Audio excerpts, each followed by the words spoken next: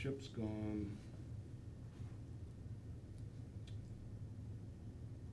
Tim's gone.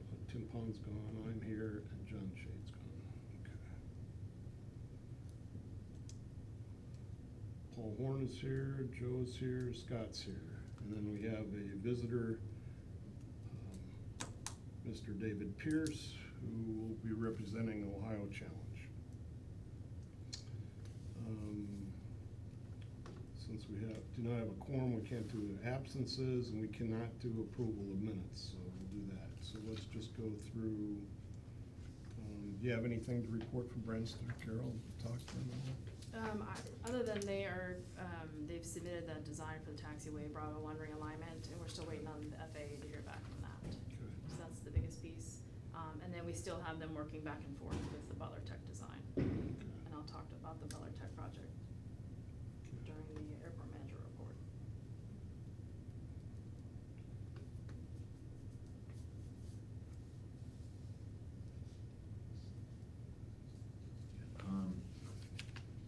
Question about this whole drawing in regards to that realignment Wait, go and ahead. everything. I'm assuming this is going away.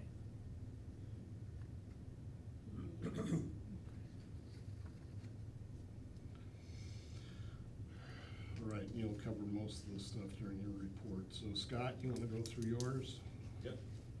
So this year, in April, we sold 3,573 gallons of avgas, 7,306 of jet, totaling 10,879. Beating last year's 10,617.72 by 261.28 gallons. Our current fuel prices, they've been holding steady. We're going through a lot of ups and downs with the fuel pricing, so we're just trying to, as much as we can, staying steady instead of, trying to chase that up and down motion that fuel prices have been doing. Below, we have some of our neighboring airports. If you go onto AirNav and you take the average fuel prices of everybody that's on that list,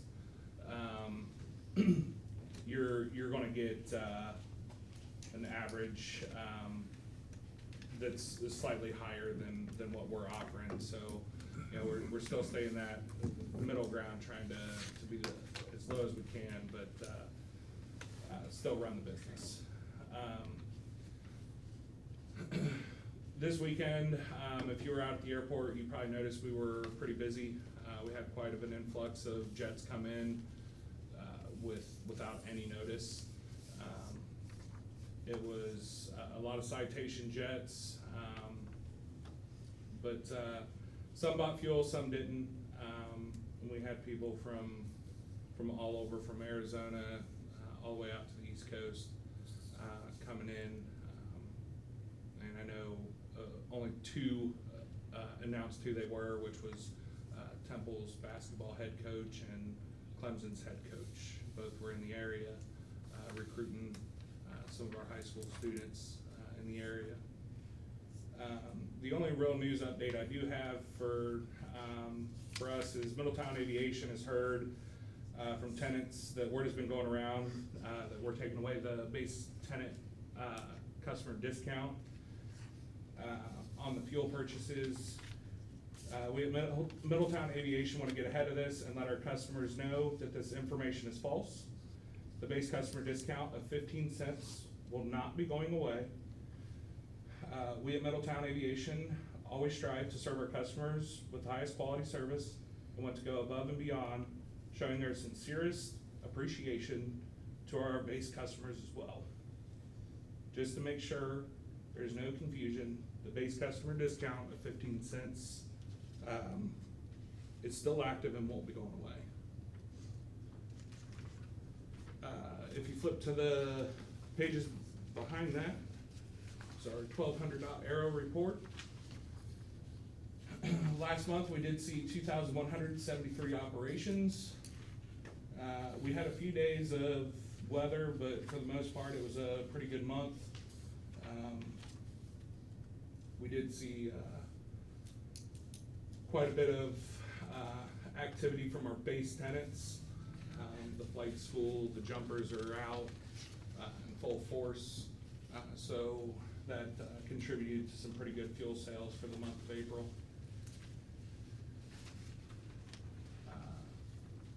Other than that, I think that's about it for the FBO. Were you able to retrieve the last couple weeks of April data? Unfortunately not. So I did get to speak to Oscar from 1200.aero when I was at the OAA conference in Columbus, and that information that we received as kind of an interim data was from the other airports, so there's no clear-cut data if they actually landed at this airport, because all they can do is guess if they landed, if they stayed, or there's no definite answer. Okay, so it was March data, right, last week's?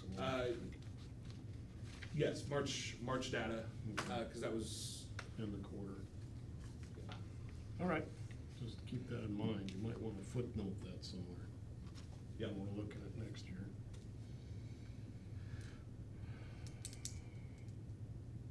Right, anything else? I think that's it. Any questions for Scott?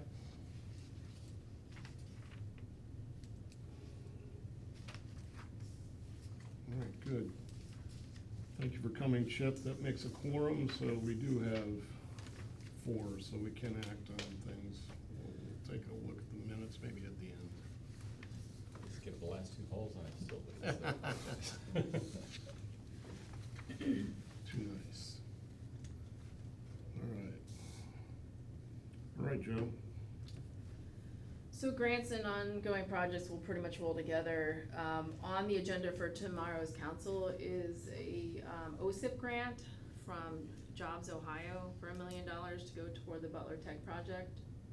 And so that's something that we saw come in. It just requires that approval that we can go and meet that obligation to do that. And so by my math, that's $4.5 million from Butler County, $2 million from Butler Tech, $500,000 from the city of Middletown, and now $1 million from the state of Ohio to roll into that new facility. So all according to budget, but that'll be in front of council to approve tomorrow. And then speaking of that same project, we were able to kind of get that diagram last time we talked, just to be able to look at that, start having that discussion of what things might look on that corner of the airport. And with that, I was able to submit to ODOT about Route 4 access, all those things we talked about last time that we met. But since then, I was able to talk to the FAA a little bit about it, to kind of give them a little preview of what it looked like. We are still really early in that process, and so we're not doing the Part 77 airspace study yet, or the Part 163 ALP assessment yet. But they did have some comments and some concerns about it. And so I talked to them on Friday. And so the gist of their input from the FAA was, we need more engineering on this diagram. We need distances, heights, offsets, etc., to be able to kind of really understand what the intent is here. And the other piece is they do not like that alternate access. They do not like access from the existing gate off of Wedekind between the Warbird. And so the way that they have that designed on this particular diagram that's the punt plan, right? That's if ODOT doesn't give us what we want, that's kind of what we're forced to have to do, but we all hate it, to include the FAA, which is great, right? So I was able to roll that up, send it to ODOT to make sure that they're also, so that's more supporting documentation to allow us to break access on Route 4, for it to be a right turn in, right turn out, very simple. I also talked to ODOT Aviation, and they were less concerned about any of that process other than if we needed to put traffic signals out there, because anything of any height is concern for the approaches. So so now ODOT is up to speed on that. The FAA feedback went back to the engineers, and so the engineers are looking at that design, and they had some other comments on that particular picture that you're looking at. to include to make sure that we had the right offsets off that new taxiway Bravo 1 design. Because once we shift that northbound, that object-free area shifts north with that, and so there was some concerns about the buffers around. And then having that hangar space up near taxiway Alpha, the primary taxiway. They were looking for a more traditional design where you actually have the building and the hangar aligned with ramp space, because there's no design for ramp space. So it was almost just, we all know that a taxiway is a roadway. To have the roadway run right by the hangar without any marshaling space for either, pushing planes in, pulling planes out, dumping the hangar, tie downs, etc. They kind of wanted to see a standard ramp set up out there. That went back to the engineers. It seems like there was a little frustration of saying, hey, that was an early design. We really weren't ready for prime time yet. But I think we all know that this is all conceptual. This is all beginning the conversation. More data is forthcoming for that. Any questions on the Butler Tech piece? Is there So any, what you're saying is they don't even have architecturals, stamp drawings or anything like that, it's just this, and they think they're gonna break ground in July? Well, that's the design firm, so that's coming from the design firm, and correct, we haven't seen anything with And that's what I mean, is, numbers on you it. know, like, in the construction world, at minimum, you have the architecturals, which is just the conceptual, which shows the footprint, and it shows the height and everything else that they should have already with whatever engineering firm they're using, and then mechanicals follow behind that, or all at once, because they have to still submit it to Right. the city of Middletown Building Department, and that's just the local stuff, not even the FAA, which we don't own above this structure. Yeah, they still have to do the aerospace studies and all the above, so. Okay. And then same with ODOT. The ODOT feedback I got today from our limited access break request to be able to get in and out of Route 4. They said the review is nearly complete, and we hope to hear something soon, or hope to know something or be able to share something soon. So again, you're talking about, government timelines, so it's really Did you say right turn in, right turn out? correct. Okay. And the idea of that was to negate any change in traffic, adding another lane, having to reconfigure the roadway, having to add any traffic lights. They felt that that was the simplest way to approach that. I can see a lot of accidents if they allow the left turn or four-lane highway, Yeah, it'd be a mess. right, and so we don't, that in itself is another process that would take quite a bit to have to run through all that. And so, from what I understand, we had a ongoing traffic study in parallel to this to feed the data of what things would look like if we backed everything up, trying to make a right-hand turn on Can and get in that short gate with their, buses and potentially delivery trucks. And so I think that traffic study has come to conclusion, so we'll be able to send that off to ODOT as well.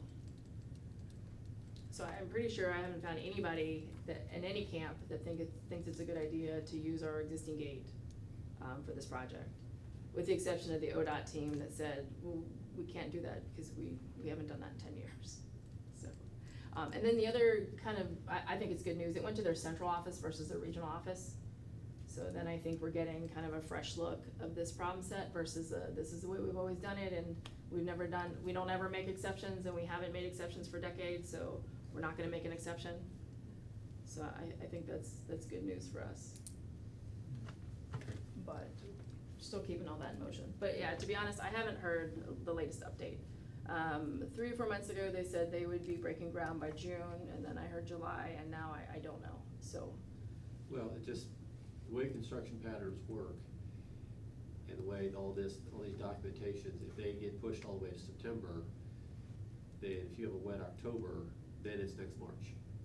That's my fear on some of this, so. Because asphalt is done when it's below 42 degrees at night, so that's out of the picture. And then all the trenching from January to, and that's if you have a normal winter, January to the middle of March, the frost line is down below 24 inches, so you can't dig. Right. So they're thinking they're gonna be teaching in September of 25 with all the things that, if you think construction goes slow, government half that, so. Right, and I've lived that, and the issue with the airport is about the time that you really wanna start enjoying it, is the time you have to be breaking it all up and constructing it, cause I only have that finite a window to get these things done, especially with federal money. Right. So you're absolutely right, I would hate to see a lot of this drug out into multiple seasons. Well, and it's nothing on you, this is Butler Tech, I understand they wanna get all the grants, and every dollar they can get, and they don't have to pay for something, I get it. But the fact that, you know, they give you a picture and say, okay, that's what's gonna be, and you don't have architecturals in front of you, at minimum have those. Just, because that just shows you that at the heights and everything else, you know, that the mechanicals can come a little bit later, but you just have the conceptual of this is what it's supposed to look like on a piece of paper, so that everyone involved can feel a little bit more comfortable. Because when you don't have that, you can't submit this to the FAA or to ODOT or any other authority having jurisdiction, because they're gonna say, we don't know how tall it is, it looks nice, Right. but it's not, so it's not on you, it's just, I guess let Butler Tech know they're pushing their timeline where it's gonna be, Oh, they might end up at 26. Oh, they Yeah. know, they've done construction projects, we've all done construction projects, I think they completely understand that. And they made some great moves in their integrated plan, to be able, like, they hired that construction firm way early, you know, even before they had the drawings, and, you know, so they've done a great deal worth of work to overlap a lot of those timelines, but in the end, you can't do anything unless you got numbers. Yep. So I think they understand it. Okay. They're just being optimistic and pushing hard on it. So we'll see where that gets us. Is there any discussion about an alternate location? Back when we first started having this conversation a year or more ago, is I asked, you know, knowing that how involved this is, knowing that that was not originally included in our airport master plan, that it would have to take extra rigor to go through it and make sure that we're doing right by everything that we need to. I asked if they had a pump plan, and they said yes. So, we'll see what that looks like. Speaking of ODOT, ODOT, and I think I mentioned this last time we met, they are working on a massive airport systems plan, and so, instead of having all these legendary lines of effort to update all their old legacy stuff, you know, a lot of it's done by paper still. So they're digitizing everybody in all the airports, and so we've been working with the contractors who made this system online, and it's been kind of very in-depth to get in there and put an entire airport's worth of data into a system, and so that's what I've been working on the last week or so. I only have a month to get it done, but so far it's been benign. It's just a matter of taking stuff that's already existing and getting it into their databases, which are somewhat user-friendly, but just know that that's an ongoing project that I hope to have done in another week or two. Butler County, Hogan Field is going down, like we talked about, last session where we sat. They're gonna be closed from, 3 June, I think is when the runway gets closed down and start resurfacing. So you will see extra aircraft out at the airport. We have a flight club coming up and some odds and ends people coming up. We did have a flight school that asked to come up, and so I was looking for input on that.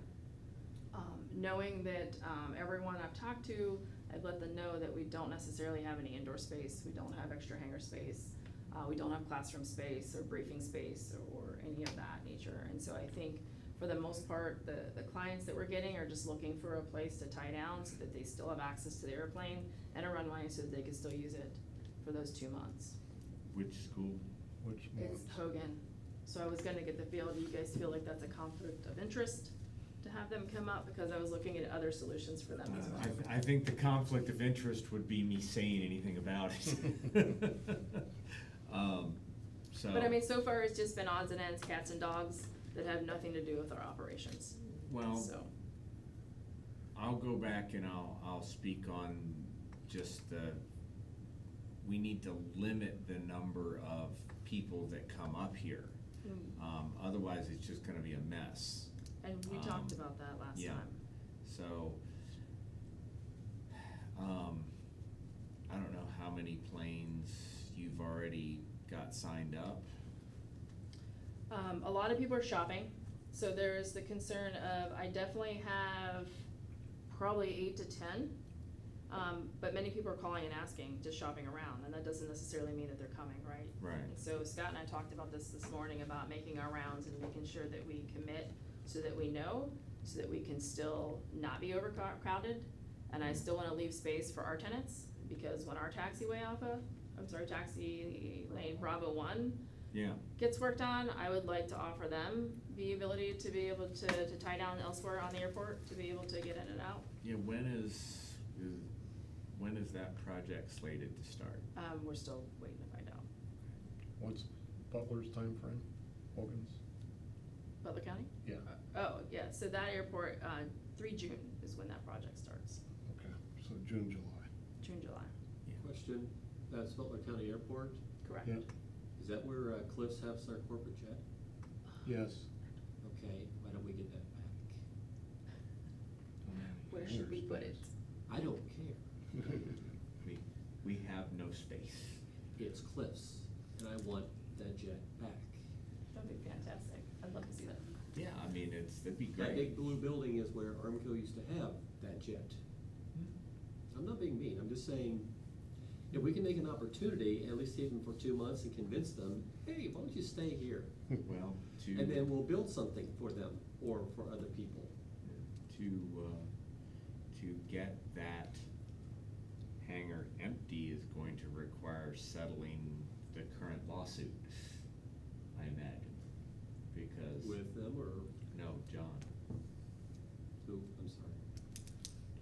It's either, the Start Skydiving, yep, yeah, I mean, he's laid claim to a certain amount of that hangar, and I don't know whether you're gonna get him out of it or not. Wait a minute, so we have someone who's renting from us that's suing us? Does he own it? no, Middletown owns it, right? yes. And we're being sued by someone who's leasing from us. Only 5 or 6 or 7 or 10 times he sued us. Okay. At least it's consistent. And the story is, it's been at least 2 years, maybe 3. It's in litigation, and nobody in the city will talk to us about it to give us status, because it's in litigation. Right. See, that's the thing about a city, then we don't have a ton of money, but I love this one word, continuance. And you just bleed that person dry. That's one step short of forever. So if you could start asking some questions about how the litigation is going Okay, between I can do that. City of Middletown and, I'm not legal- sure which company it is, I Yeah. think it's started. I'm not barking orders, but No. honestly, if we could get Cliffs even for 2 months That'd be amazing. versus, and I'm not saying, all I'm saying is Cliffs versus private owner. Private owner is not just as special, Right, but Cliffs pays 25% of our budget into the city with all those people who are making steel. So if we can even have them just for 2 months and then try to start talking to them. It just pissed me off when Armco went to Jersey with their headquarters. And when they came back, we still had Geo, and they went to Westchester. And they said, well, we'll just go to Butler County because that's closer to Westchester. But now they're sold, so they're not Armco or AK. So what's the difference between Middletown and Butler County? I know that they have offices and such, but all the vice presidents golden parachuted out when they got bought. It's just a thought. No, yeah, look into it. well, and that No, we all can't- ties to the airport No. infrastructure, such as decent restrooms, a decent pilot lounge, a decent FBO counter space. And that is all held up because of litigation. Okay, well, I'll talk to Ben and legal, and I'll ask Can them we where keep we're at the on that. sheriff's helicopters here? Butler County, Yep. and they prefer to be here. They have two, they have a Robeson and a Jet Ranger. Yep, I saw that, saw them practicing, I thought that was cool as can be. They love, and their Oh, airport yeah. manager comes up to visit them and. I like Sheriff Jones. So talk to Ben about, I'm sorry, what's the guy's name that's suing us 5, 10, 20 times? It's John Hart, but I'm not sure which of his businesses is under litigation. Okay. The Start Skydiving is I believe the one, but he has some other, People who jump out of businesses. planes on purpose. Okay, Yep. I got it. have you guys talked about tie downs and grass, an area reserved for those? Yes, and we let folks know that it might come to that, right? Okay. Because the school, I mean, we only have a limited amount of tie downs, and the school's gonna have them. The flight club is the ones, they reached out to me in December, so I'd really like to let Victory come up and, Sure. all along, and so that right there is gonna take up the majority of our tie downs.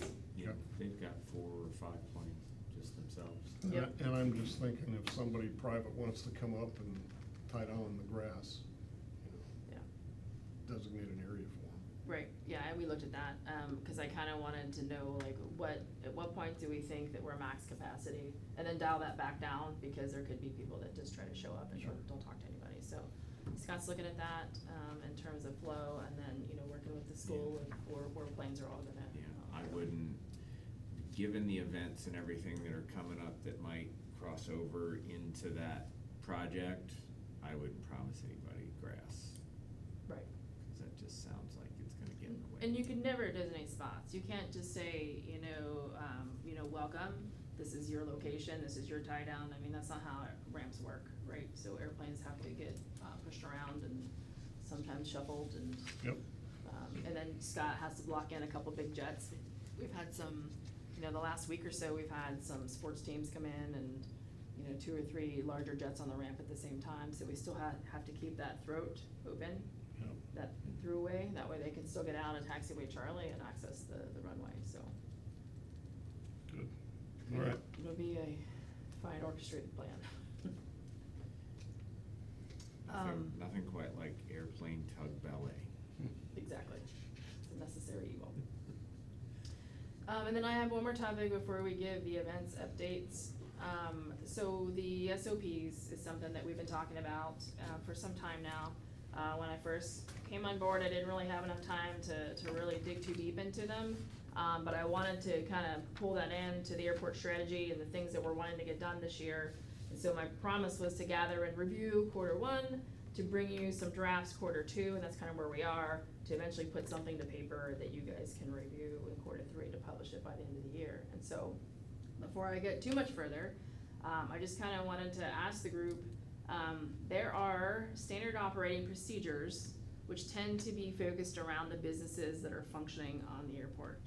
And so, for example, if you want to wear the Middletown logo and you want to represent my city, these are the expectations that I would have for FBOs, for maintenance facilities, et cetera. So all the different types of businesses that you would see out there, this is the type of support and what I would expect to come from a business.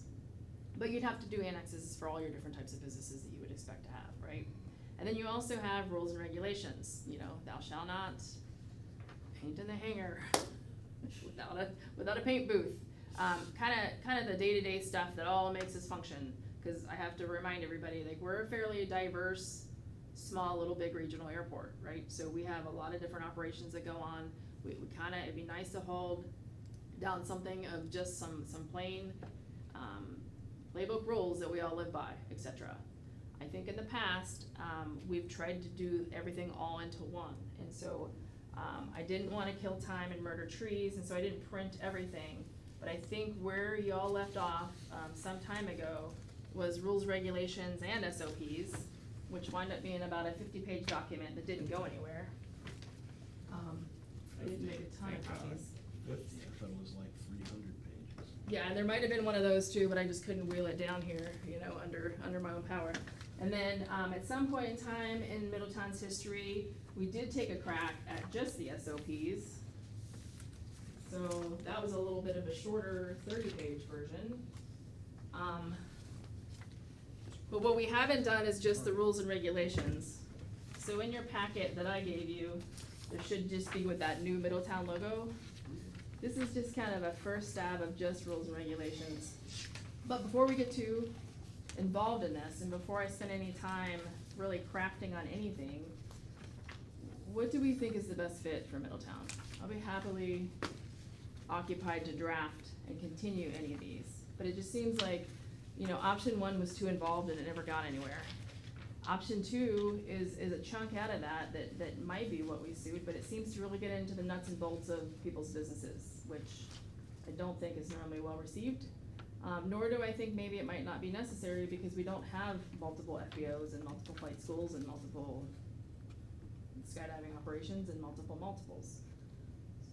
So does it make sense, and maybe we just spend our time on something very simple, just to kind of keep us all on the same page? I vote simple. Cause I think in terms of, I mean, normally the sky is the, you know, you shoot for the stars, but in this instance, I think maybe working on something tangible, maybe something that we can accomplish, like 5 or 6 pages of something we can all live with, and then in the future, if it doesn't suit us and we wanna expand it out to SOPs and multiple annexes and things like that, we might be able to get there. But for now, path A, B, or C? Keep it, my suggestion would be to keep it simple, because it's always easier to vote on an amendment. Okay, you know, you're never gonna think of everything. Although, to be honest with you, the first one that somebody was going through that was 300 pages was trying to tell us what altitude we had to be at on final. Yeah. And I wouldn't spend too much time looking at any of these. These are all either very old drafts or I just put stuff on paper. So, tonight isn't a review by any means. It's just I think we just need to pick a cardinal direction, and then I'll happily go from there. I suggest going simple and we get something out, because right now we don't have anything. Correct. And the problem doesn't get any better by us just Right. resuming old drafts that never got approved. Yep. Okay, so it sounds like, we'll call option A is where we left off with both the SOPs and the rules and regulations, 50 pages. Option B is just the SOPs that talk about the, how everyone operates their businesses within the construct of our report. Option C is just the rules and regulations. Yep. So it seems like you are leaning to just start with some basic rules for all of us? Yep. Yeah, that's all you need. Okay. You know, don't paint in a hanger, don't buzz, don't buzz your neighbors, don't steal your neighbors' tie-down ropes. Yeah. Yeah. It's the little stuff, and I know it sounds all petty, but that's the drama we all have to live with, right? So. Well, I mean, like I said, getting a set of rules started and approved, and then if someone comes in and says, well, we really need a rule that says that, that we need, to not do this, or we need to start doing this, we can add to it later. Yeah. Okay. Don't try to hit a home run at your first at bat. I appreciate it. All right, any questions on anything up until now? Cause all I've left is the events, and I'm getting a little winded here. In fact, I won't even cover, we've got Dave here, so we'll let him talk about Ohio Challenge. Adopt a Class went really well. And so we had about 50 to 60 third and fifth graders running around the airport. And so surprisingly enough, our MRAP was stealing the show until our mounted patrol showed up. And I can't think of the horse's name at the moment. But the kids absolutely loved it, and they were just kind of got sidetracked with everything. And Have you heard anything on the ice machine? the ice machine, We're supposed to, The ice. de-icer, I'm sorry. it's still being refurbed. We bought it, though, didn't we? We put down a down We're payment. just waiting yes. for delivery. Correct. I just received my GPU and we ordered that, I think, 4-5 months before the de-ice card. Right. We're expecting it in June, so. Probably don't have to worry about it until November or December. Well, we still wanna I need get to it, start get, worrying about it get now. training, get storage, get all that stuff up and running. But- And then, So the highlight of the class, when they all came to the airport, was a horse. the horse, the MRAP, just about anything that made noise. They thought the airplanes were pretty cool, but, the flashing cars and vehicles, but they were all very gainfully entertained Good. for quite some time, so it worked out pretty well. And then, one little update for Hops in the Hangar, they just sent all of their data to the FAA, the emergency response plan, initial actions plan, aerobatic plan, like all of that all went to the FAA on Friday. Good. And that's all I have, and I would love to turn it over to Dave to give us an update on Ohio Challenge. Yeah, Joe, thank you. Sure. As Joe said, I'm Dave Pierce with the Ohio Challenge. My goal tonight, and I should have been here long before now because this event's in its 21st year. I should have come to this committee a long time ago and just update you on the Ohio Challenge and let you know the impact that it has on the community in Southwest Ohio, the collaboration that we get in pulling this event off. And also just talk about what a wonderful venue that we have, and the combination of the airport and the Smith Park to be able to execute on an event like this is absolutely critical. So those are the highlights that I want to touch on. If you have any questions as I go through this, please don't hesitate to interrupt me. The Ohio Challenge, it operates as a 501c3, and we use the Chamber's Foundation as our 501c3 conduit because when we were established, the Chamber had a seat at the table and offered up the use of that 501c3 that they have, and we're primarily the only thing that runs through their foundation. We've got a 20-person planning committee, and behind those 20 people are about 200 total volunteers that are a part of executing on this event. As I said, we're in our 21st year. Our origin dates back to 92, 93, and 94 when Middletown hosted the U.S. Hot Air Balloon National Championships here in Middletown. And then for the next 9 years, there were no balloons in Middletown, but there were a lot of pilots that were motivated to become pilots as a result of the Hot Air Championships. And there was a lot of interest in creating our own event here in Middletown that we knew that was going to be here every year. And so that's where we find ourselves today, actually 22 years later, but it's the 21st event because of COVID. I've listed for you there the primary activities and entertainment that we have at the event. It's really highlighted by the balloonists. This year we're going to have 27 hot air balloon pilots here coming to compete. People love we'll have 3 special shapes. They love the special shape balloons, team fast tracks. We'll do 3 shows each evening. 2 years ago, we incorporated a jumbo video board, which has been very popular with the crowd, especially the live programming that we do on that board. Nightly fireworks show. Last year, the tethered rides, because the weather was outstanding, we provided 800 people with tethered rides on 2 balloons. And if we would have had 5 balloons, it would have been packed. But we'll have another 2 balloons this year for tethered rides. We'll also have plane rides this year that Tim is arranging for us. This year, you've probably already seen notations about it around town. Cohen Recycling is celebrating 100 years in business, and on Saturday night at the event, they are hosting 350 employees for their annual company or biannual company picnic. And Kenny wanted to do something nice for the community, and so I put the idea out there of what about being a sponsor of a drone show. And so we will have 200 drones here to fly. It'll be integrated with the fireworks show. Those 2 parties work a lot of events together, and I'm really excited to be able to bring a drone show to town because there aren't a lot. This is a front end of drone shows. There are not a lot of community events anywhere that have drone shows, and I think that could be a really nice draw for us and drive really nice attendance as a result. Attendance last year, we were blessed with terrific weather and the people turned out. We had in the 2 days of the event, we had over 23,000 people, which represented a 34% increase over the prior year, which was also a record high for us. And so we see this event gaining more and more momentum.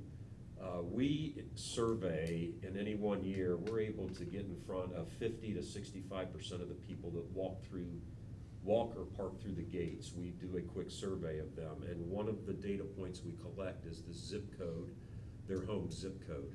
And so what you see here is where are people coming from that that are part of this event. And so you can see that we've got some decent concentration within a 1 hour drive.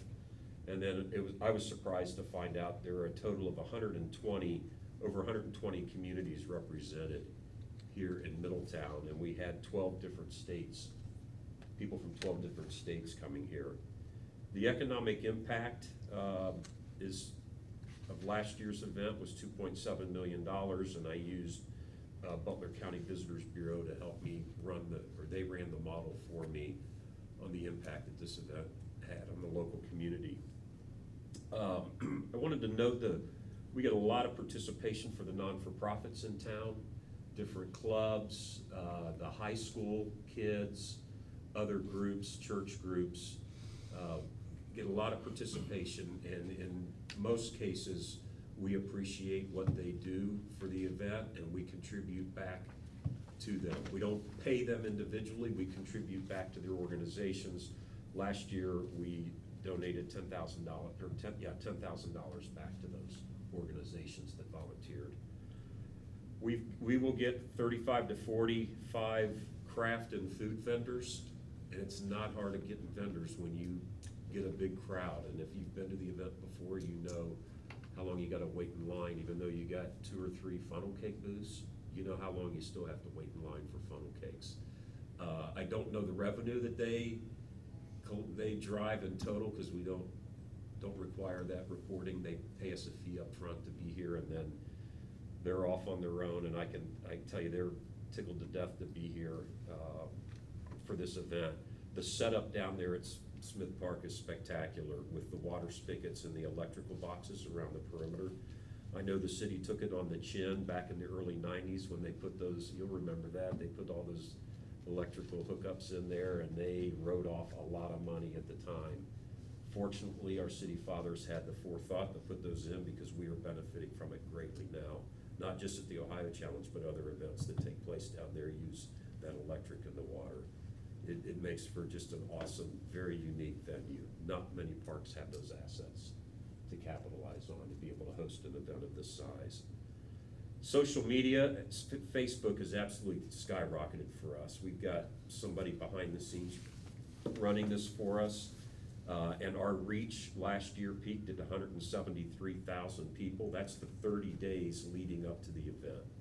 That reach is one of the main KPIs associated with the momentum of your event, the effectiveness of your advertising and your existence.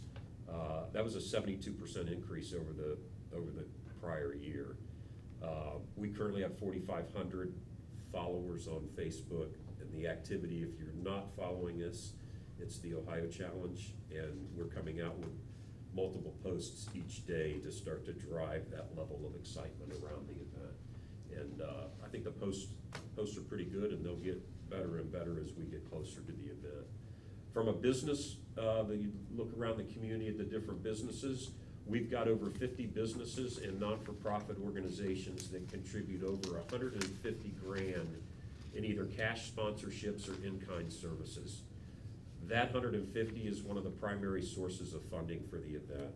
And so businesses have been very generous. They are quick to step up. We've got many that have been with us for 15 to 20 years. And I'm really appreciative because this is a major challenge for any event to drive that sponsorship revenue. It's a play that you have to be able to survive. You cannot depend on just a few revenue sources. You've got to spread it out. And I'm very grateful for the commitment from the business community. The balloon pilots absolutely love flying in Middletown. That goes back to the national championships we had here. It's the nature of the airport and the park. It's where the surrounding area that they're able to fly in. There's a lot of safe places to land and take off from. The weather here is really conducive for good flying, and it's not all that challenging and difficult to recruit pilots here. I should have said early on, when you think about this event, we own ballooning and skydiving in Ohio. There is no other balloon and skydiving event in Ohio. And we own it in Southwest Ohio because there are only so many dates balloonists can fly, they're gonna fly. And the group that we get, there are specific events that they are committed to for a long time. The Kentucky Derby, big-time balloon piloting there, the Canton Hall of Fame. We have to tuck ourselves into an open date in these balloon pilots' schedule. And now, 21 years, we've been able to develop that reputation as a place to come, as a destination point to fly. There are no open dates for new balloon pilots, and there aren't that many balloon pilots to begin with. And so we've sealed a date for us, and it's because of how nice of an event and how nice people love coming here for this event. We get a lot of commitment from airport businesses. Start Skydiving and Team Fast Tracks are primary sponsors of the event. As I said earlier, Team Fast Track will perform 3 jumps each night. And their 6 jumps are valued at $35,000, and they donate that to the event. This is why there's not skydiving in any other event in Ohio. They can't afford it. They don't have 35 grand laying around to pay for 6 skydiving events, including two very expensive pyrotechnics jumps. So I really appreciate John and his organization and the hours that they volunteer to the event, and really the thought leadership that they bring to the event, because they go across the country and jump into different venues and come back and tell us what's sort of best in class and what's going on out there and what we could do to raise the bar. So they've been a wonderful resource for us to improve the event. Warbirds, Tim has been a great partner for us and provides us a lot of thought leadership as well. And Safe Skies Aviation, Kurt, provides us some volunteers and some office space there during the event to operate out of. The tenants have always been supportive at the airport. Sean Askren, for 20 years, has been on the planning committee. He recruits pilots, he organizes them. Chris Jesse, also very active in the planning committee meetings. And Rich Beavis has been a great resource for us for 21 years. As I said earlier, the connectivity of the airport with Smith Park is the cornerstone to the success of the event. Without both assets, frankly, the event doesn't happen. There is no other place in town that you're going to be able to execute on the event. The airport in Smith Park is a wonderful venue. And it is worth noting that parking is the most essential need of the event, and the airport offers a place for over 2,500 vehicles. It works out so well because it's easy to locate, especially for our out-of-town guests, and it's an ideal environment for personal and vehicle safety. There is no other reasonable alternative for parking downtown for this event. It just doesn't match up, it doesn't fit the needs, and it doesn't create the customer or volunteer experience like the airport does. And I am aware, have been aware for some time, about the new Butler Tech facility. That's gonna eliminate will eliminate 8.6 acres of the existing parking ground, which we use, which is 47% of the current space that we've used to park at.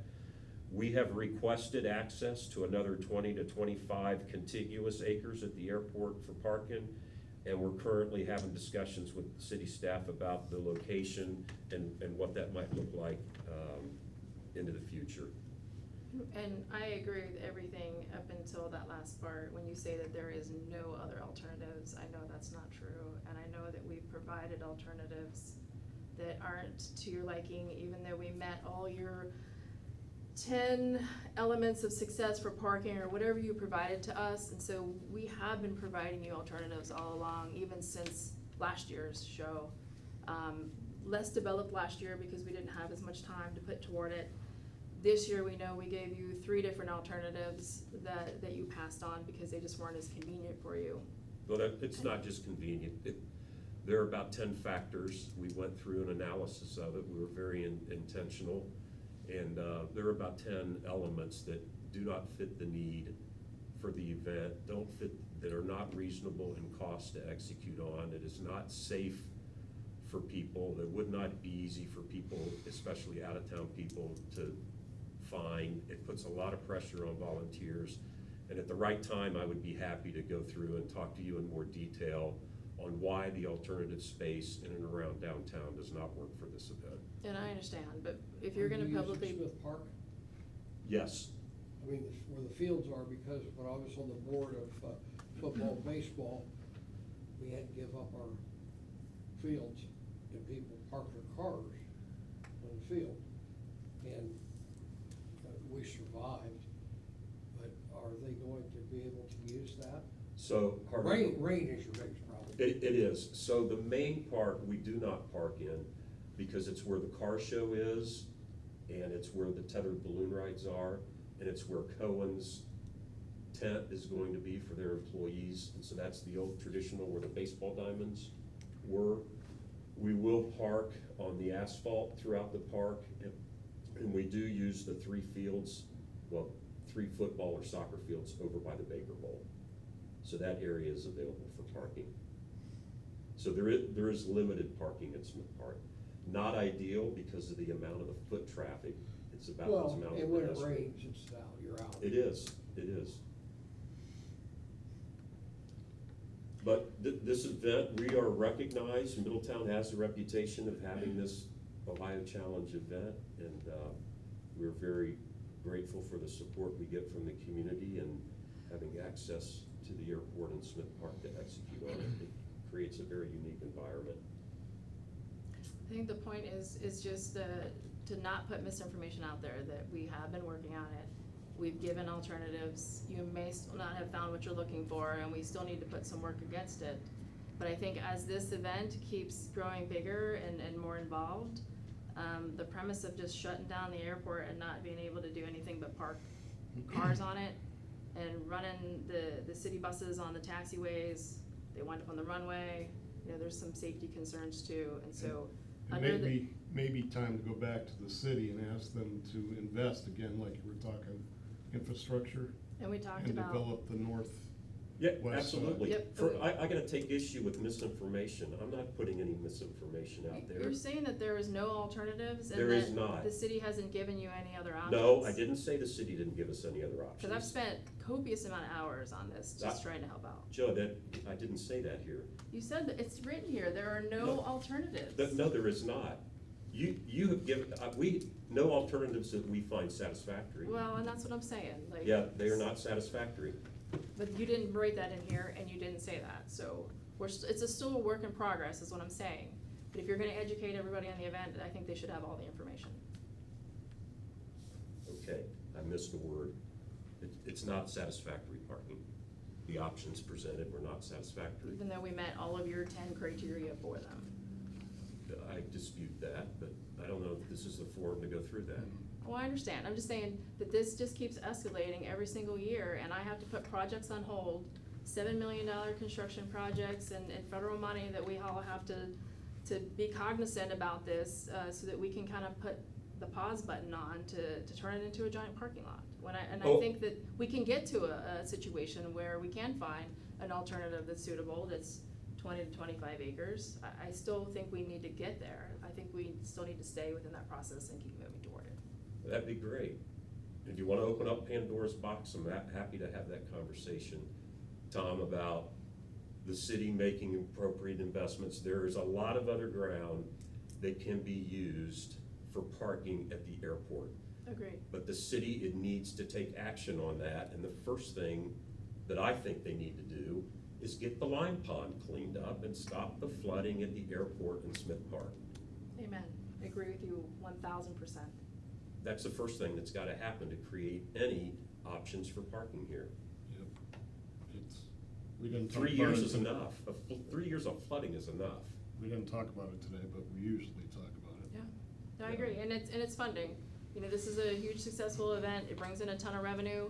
A lot of that revenue goes right back into Smith Park, and the airport doesn't see a dime on it. So I think in the end, that whatever that solution that we get to, I think we're eyeing up that Hook Drive side of the airport where there's plenty of acreage. It meets all the criteria of acreage to be able to consolidate it and have it like at a safe location with minimal amount of resources spent to be able to manage that situation, kind of have a beautiful fairground parking lot scenario. but it's gonna require resources to do it. And planning, of course. Yeah, What are the weekend, you put the dates down, is this, I forget. Does this 19th start and 20th, Friday night, or Yeah. just Friday night and Saturday. Friday night, Saturday morning, Saturday night? And Sunday morning flight. Yeah. Okay. So you have four Friday flights, night, Saturday morning, Saturday night, Sunday morning. Sunday morning flight. Okay. 2 morning flights, 2 evening. Got it. The Saturday morning and the Sunday morning flights, those are private events though? No, they're open to public. Oh, okay. Yeah, we don't charge. People can come down to Smith Park. They wanna get up at 6:30 and watch them fly. Okay, well, I mean, there's not gonna be any, we're not gonna be parking on the airport at that point, though. People will just, pull into the park. Okay. Yeah, they'll just pull in, park in the asphalt. There are not that many people that are willing to get up that early. Right. Unfortunately, that's the best flying. Okay, well, yeah, I was more or less trying to get a scope on the impact of those flights, cause those have been happening, weather permitting, haven't they? Yes. In the morning? Yes. Yeah, so they have very little impact on the airport. Okay. Thank you. So I have a few questions. Yes. So this is done in June, right? July July. 19th and 20th, Okay, July. So last year, when did you do it? same. Same time? It's always in July. Okay. So The then third week. by August, you have all your numbers in September? Yes. Okay. Quicker than that, but yes. Okay. And Joe, you guys meet once a month, right? We do. Okay. So you're coming here in May for something that's gonna happen in 60 days. Yeah, we've known it's, No. Let me talk to him. So, my point is, this event keeps growing, which is awesome. You keep adding things. Now you have Cohen celebrating 100 years, which is gonna have this big tent with other people, which is gonna take more space up. You're gonna put more balloons that you're going to tether off instead of 2. No, just 2. Oh, it's just 2? Okay. Yeah. Well, you might, but someday you might wanna say, hey, I wanna do 4, more space. But then in my mind, if I'm planning something that I'm trying to grow every year with more people and more revenue and more from Middletown, then also the demands that you want from the city. You know, why weren't you here in September and October saying, I hey? am. I'm not in front of this group, but I am in front of city staff. Okay, but this Come is, September. that's great, but this, you also need to be here because they have an input to this. Because now here, I'm gonna ask them a question. So how many balloons do we launch out of our airport 363 days out of the year?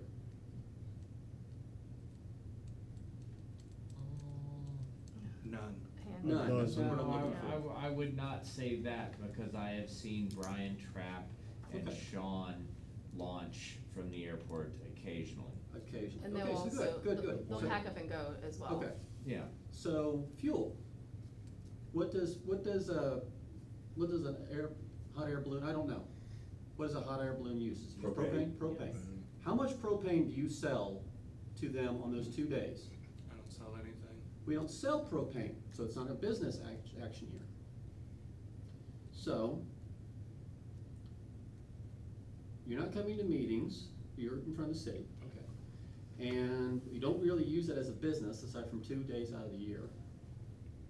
And you're demanding more parking, which I agree. I think it's interesting that I'm cranking on the city myself because we're trying to develop the downtown area, and we have 3 buildings over here that we can't use because we thought it was a great idea to tear down a 5-tier, at least 1,000-car parking garage, because it's gonna cost us $1 million to maintain, but it's gonna cost $30 million to build another one if we even can afford to build it, which would help your situation, which help the whole situation that we're trying to deal with. But, and I've got the emails from, was it John Beancounter? He says he's representing you, and his email was very interesting. I understand, and I don't want to lose this revenue. I really don't. And I want us to be able to prosper as a city. But I think we have to make sure that we're being reasonable. The airport is something that's supposed to be generating revenue 365 days out of the year. Period. It's a moneymaker. And I've got a meeting in June that's going to hopefully make it even more of a moneymaker. So my concern is after July of this year, maybe you should make a couple of these meetings, just give an update. Just to say, hey, look, this is what we're really looking at. This is the real numbers. Because you're gonna have your numbers, like you said in August, of how many people came, more people come. So we're gonna need more parking. We're gonna need more shuttles. We're gonna need more abilities because, you know, we're gonna actually have a park over here. Hopefully we're gonna have some more parking coming up. We have to be able to work these things through. And also, we have to make sure that where people are trying to park, if it rains, that they're not gonna get stuck. Because I agree with you. We have a lot of green space where we had parking spaces. That's just my thought, is just be a little bit more active. I wanna send the wrong message, because I haven't come here doesn't mean that I'm not engaged in having conversations with the city planning. I'm a face-to-face kind of guy, so that's, I don't like Zoom calls, I don't like phone calls, I don't like texts and else, I have to do them. Because then you can see what's going on with these folks who are doing the day-to-day with the airport, and, you know, they're working with you, with, you know, air shows and jumping out of planes, and then you're doing this drone thing, which I've seen that with the EBN fireworks. So it's an awesome thing, it just shows that we're being forward-thinking, and that means more people are going to come. If they hear there's a drone show along with fireworks, and you got food, people are going to show up. So we gotta figure out how we're gonna get all these people in here to take the money out of their pocket and put it into our pocket, which is the ultimate goal. That's all I'm saying is it'd be nice to have an update after we're done, or you're done, and say, hey, this is where we landed, and this is where we're projecting. I provide the city the update come August, September. Okay, They get the update. I'm just making It's public. I'm just making a suggestion. Fair. As a humble person doing his civic duty till December 31st of 2025, if the voters don't like me, which I don't think they're going to, but I don't care. So that's just my thought. And like I said, I read the very lengthy email, and John's thought is that we're not helping him, we're not doing anything, and we're not being forthcoming with something that is such a gigantic revenue generator. It is for the community. This is a signature event for the community. I agree, but The other thing I need you to understand, we are 100% volunteer. All right? we appreciate that. But you know what's interesting? We need to figure out how to make things easy on volunteers to execute so that we're focused on events and not fighting a lot of battles internally. As our city events that we have are usually 100% volunteer. But here, I'll let you just simmer on this. When we lost the Ohio, whatever it was, to Nashville, I don't remember our city going into a massive recession. I'm not familiar with what you're talking about. When we lost whatever the balloon racing was, and then it went from here and went to Nashville, I don't remember us doing the, oh my God, what are we gonna do? I'm not telling you anything I'm not trying to threaten you or anything like that, I'm just trying to say, we need you as much as you need us. I'm done. I'm just a planner by heart, and I will plan the hell out of this, but it's a little frustrating if we don't have that overall strategy, right? That overall, like, where are we trying to get to in the future? So I think that's the one thing we can all agree on.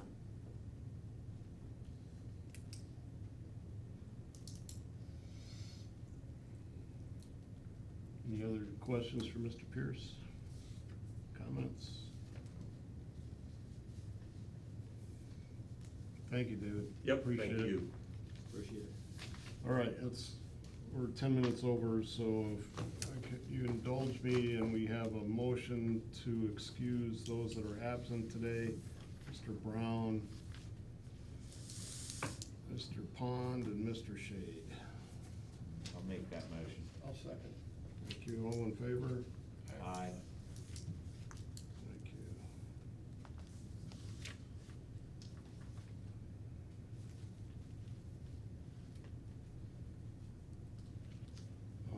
I'll delay the minute review. You guys, I emailed them to you, so look through them. If you have any comments, we can approve them for next week, next month. Any old business we need to talk about?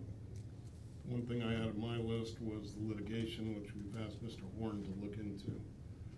Any other old business? Kind of talked about the pond, so is anything moving? No updates on that. Okay, they're still working on it? The contractor is working from the other corner, Okay. so the ILS is out for, another week or so, because he interferes with the ILS when he moves his cranes around. Okay. So the FAA will give us windows of what corner he can work around. The, do they have any plans on filling that in to shrink the footprint? Or are they just trying to get the lime out of it at the moment? There is we've talked to them about, in the end, there's gonna have to be some kind of landscaping, right? But we're not there yet. Okay, now I was actually looking at it as I was flying over it a few times today, and it's like, You can see the you know, chunks. you could see there's a couple of holes in it, but it's still run out down the hill, and it looks like there's some people chopping, but there's not many chips flying. Yeah, no, that on guy it. deserves. So, you know, my thought this morning was, you know, if they could remove some lime out of one portion of it and then put some fill in it,